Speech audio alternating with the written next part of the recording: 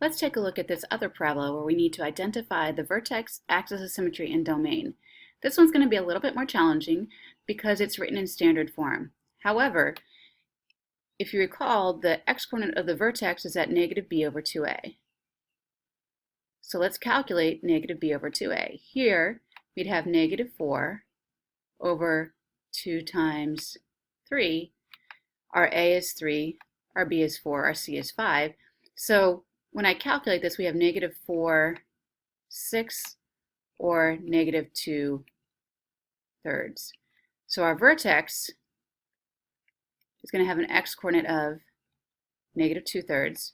To get the y-coordinate, we would need to substitute negative 2 thirds in place of x and do the calculation. We'll do that in a moment. Our axis of symmetry is going to go through the x-coordinate of negative 2 thirds, so it's going to be the vertical line, x equals negative 2 thirds.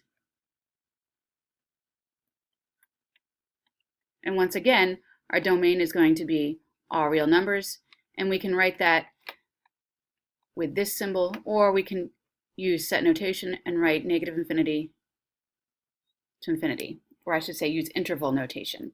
So how are we going to get the y-coordinate of the vertex? As I said, we could substitute in here, but that will be kind of messy. So I'm actually going to go over to Desmos here, and let's take a look at our graph. Wait a minute, I've entered the equation. Where is it? Oh, there it is. We needed to zoom out a little bit. All right, so then I can just click on this point to get the x-coordinate of the vertex and the y-coordinate of the vertex, or if I wanted to over here, I could have typed in k of 2 thirds, negative 2 thirds, and used function notation. And if we do that, we can see we get 3.6 repeating, or that's 3 and 2 thirds. 3 and 2 thirds, that appears to be what we have here, 1, 2, 3 and 2 thirds. So the y-coordinate is 3 and 2 thirds. So let me write that here, 3 and 2 thirds, or we could say 11 thirds.